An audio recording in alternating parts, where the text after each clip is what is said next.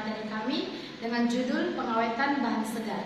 Di mana di sini saya akan membahas pengertian dari teknologi pengawetan bahan segar. Teknologi pengawetan bahan segar adalah aplikasi ilmu pengawetan yang berfokus pada pengawetan bahan makanan segar untuk mempertahankan kualitas, nutrisi, dan rasa makanan sehingga dapat dikonsumsi dalam jangka waktu yang lebih lama. Kemudian kita akan masuk pada tujuan dari teknologi pengawetan pangan segar. Yang pertama itu tujuannya adalah untuk memperpanjang masa simpan. Kemudian yang kedua itu tujuannya untuk menjaga kualitas nutrisi, rasa, dan juga tekstur. Kemudian yang ketiga menghindari terjadinya keracunan. Yang keempat mencegah pertumbuhan mikroorganisme yang dapat menyebabkan kerusakan atau penyakit. Yang kelima itu untuk mempertahankan mutu. Kemudian yang terakhir itu untuk memperpanjang umur simpan. Kemudian kita akan membahas 3 macam teknik pengawetan bahan segar. Yang pertama itu teknik pengawetan fisik. Di mana teknik pengawetan fisik ini adalah teknik yang menggunakan intervensi secara fisik. Yang tergolong ke dalam pengawetan fisika adalah pendinginan, pemanasan, dan juga pembekuan. Kemudian yang kedua itu teknik pengawetan biologi, di mana teknik ini adalah untuk menambahkan mikroorganisme untuk membantu makanan lebih awet. Contoh daripada teknik pengawetan biologi ini adalah olahan susu seperti keju dan yogurt. Kemudian yang ketiga ada teknik pengawetan kimiawi, di mana teknik pengawetan kimiawi ini itu dengan cara menambahkan beberapa zat kimiawi. Contohnya seperti penambahan gula, garam, dan juga zat sintesis. Kemudian kita akan membahas beberapa jenis-jenis dari teknologi pengawetan pangan segar. Yang pertama itu ada pengeringan. Pengeringan ini adalah proses pengurangan kadar air pada pangan segar untuk menghambat pertumbuhan mikroorganisme yang tidak kita harapkan. Kemudian itu yang kedua adalah teknik pendinginan, di mana teknik pendinginan ini adalah teknik pengawetan yang paling mudah dan juga sering dilakukan. Di mana teknik pendinginan ini memerlukan suhu itu minus 2 derajat Celcius sampai 10 derajat Celcius. Ini berfungsi untuk mengawetkan makanan selama beberapa hari ataupun beberapa minggu. Kemudian ketika kita masuk pada yang ketiga itu adalah teknik pengemasan. Teknik pengemasan ini juga termasuk dalam teknik pengawetan makanan yang dilakukan guna untuk mencegah kerusakan mekanis, perubahan kadar air, dan juga gangguan dari benda lainnya. Kemudian yang keempat adalah teknik pengalengan, di mana proses pengalengan yang melibatkan pengisian makanan ke dalam wadah yang tertutup rapat dan kemudian dipanaskan untuk menghancurkan semua mikroorganisme yang tidak kita harapkan. Tujuannya ini adalah untuk menyelamatkan makanan dari proses pembusukan. Kemudian yang kelima ini adalah fermentasi, di mana fermentasi ini dilakukan dengan memanfaatkan mikroba tertentu untuk menghasilkan asam atau komponen yang lainnya agar menghambat mikroba perusak.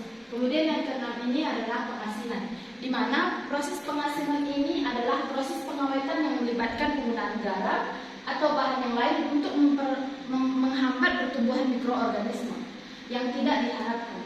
Pengasinan ini biasanya digunakan untuk produk makanan seperti ikan dan juga daging. Kemudian berikutnya itu ada pengasapan, di mana teknik pengasapan ini adalah proses pengawetan yang melibatkan penggunaan asap untuk menghambat pertumbuhan mikroorganisme yang tidak diharapkan. Kemudian yang berikutnya adalah teknik pemanisan, di mana teknik pemanisan ini adalah proses pengawetan yang melibatkan penggunaan gula. Kemudian yang berikutnya adalah teknik pembukuan, di mana teknik pembukuan ini adalah proses pengawetan yang melibatkan penurunan suhu makanan untuk menghambat pertumbuhan mikroorganisme yang tidak diharapkan. Kemudian yang berikutnya itu ada bahan pengawet dari bahan kimia. Bahan pengawet dan juga bahan kimia ini berfungsi untuk membantu mempertahankan bahan makanan dari serangan mikroba pembusuk dan memberikan tambahan rasa sedap, manis, dan juga pewarna. Di mana contoh bahan kimia yang dapat digunakan untuk mengawetkan makanan adalah cuka, asam asetat, fusida, antioksida, dan juga absorben. Kemudian kita akan masuk pada suhu pengawetan bahan segar. di mana pada bahan pangan segar seperti sayur dan buah sebaiknya itu disimpan pada suhu dingin. Dalam rata-rata suhu itu 7 derajat Celcius hingga 10 derajat Celcius. Kemudian bahan pangan hewani itu bisa disimpan pada suhu beku, di mana dalam penyimpanan selama 3 hari dengan suhu minus 5 derajat Celcius sampai minus 10 derajat Celcius. Itu untuk penyimpanan dalam 1 minggu itu kita dapat menggunakan suhu minus 9 derajat Celcius sampai ini. Dan untuk penyimpanan makanan lebih dari 1 minggu itu kita bisa menggunakan suhu di bawah 10 derajat Celcius.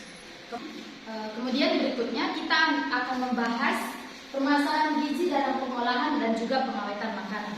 Yang pertama itu kita akan membahas defisiensi gizi mikro, di mana pengolahan makanan dapat menyebabkan kehilangan beberapa zat gizi seperti vitamin dan juga mineral dari bahan makanan segar yang akan kita olah. Kemudian yang kedua itu kita akan membahas kekurangan gizinya, di mana pengolahan makanan yang tidak dirancang dengan baik dapat mengurangi nilai gizi. Kemudian yang ketiga itu penggunaan bahan tambahan makanan yang tidak layak.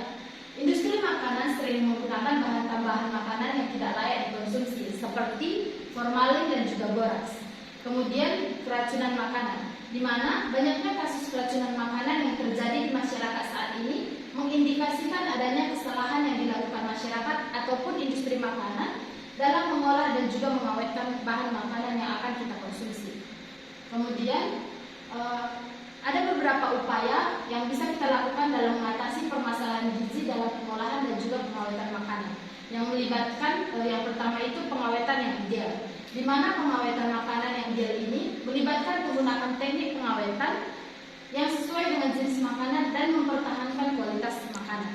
Kemudian yang kedua itu penggunaan bahan tambahan makanan, di mana penggunaan bahan tambahan makanan yang aman dan juga sesuai dengan standar keamanan pangan yang dapat membantu mengatasi permasalahan gizi. Kemudian yang ketiga itu pengawasan industri makanan, di mana pengawasan industri makanan ini yang lebih ketat dapat membantu mengurangi penyalahgunaan bahan dalam pengolahan makanan dan memastikan kualitas makanan yang akan dijual. Kemudian berikutnya pengembangan teknologi ini dapat membantu meningkatkan efektivitas pengawetan makanan dan mengurangi kerusakan makanan selama pengawetan. Baik, sekian dari pemaparan materi kami dari kelompok 1. Kami ucapkan terima kasih.